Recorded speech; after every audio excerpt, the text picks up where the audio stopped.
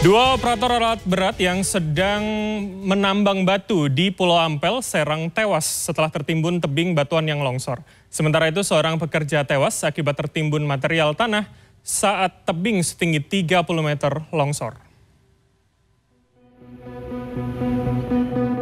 Dua operator alat berat yang sedang menambang batu di Pulau Ampel, Serang, Banten yang tewas dievakuasi oleh tim penyelamat pada Selasa.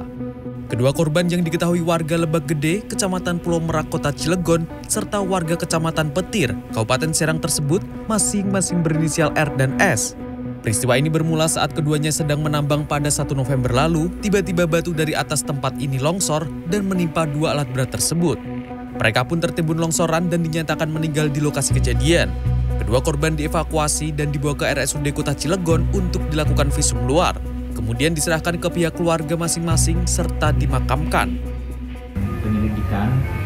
Rangkaian penyelidikan dimulai dari tempat, kemudian kegiatan, serta akibat yang ditimbulkan, termasuk legalitas daripada kegiatan-kegiatan tersebut. Semuanya masih kami dalami.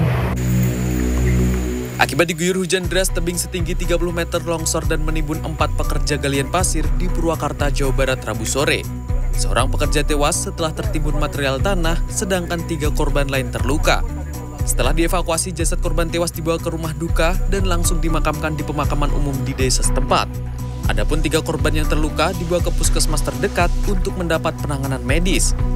Kasus ini ditangani pihak kepolisian sektor Bojong dan Satreskrim Polres Purwakarta. Tim Liputan CNN Indonesia. Aksi demonstrasi ratusan mahasiswa berakhir ricuh dengan polisi, sementara itu isak tangis mewarnai penertiban lahan di Cakung, Jakarta Timur.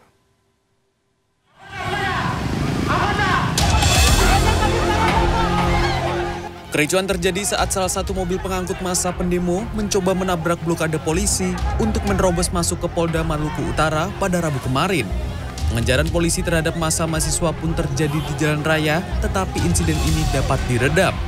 Dalam aksi tersebut, mahasiswa meminta polisi menangkap pelaku pembunuhan di Desa Gotowasi, Kecamatan Maba Selatan, Kabupaten Halmahera Timur, yang menewaskan 1 warga pada 29 Oktober lalu. Mahasiswa mendesak polisi dan TNI menangkap pelaku untuk memberi rasa aman kepada masyarakat.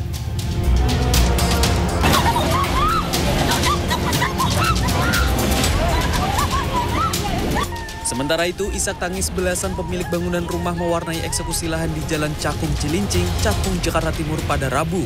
Warga mencoba menghalangi petugas yang melakukan pembongkaran.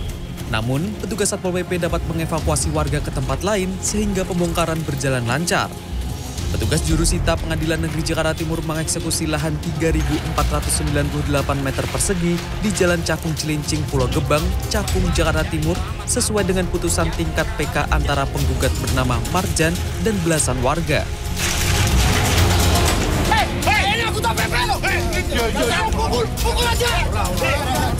Di Semarang, Jawa Tengah, penertiban lahan untuk normalisasi aliran sungai diwarnai bentrokan antara petugas Satpol PP dan warga.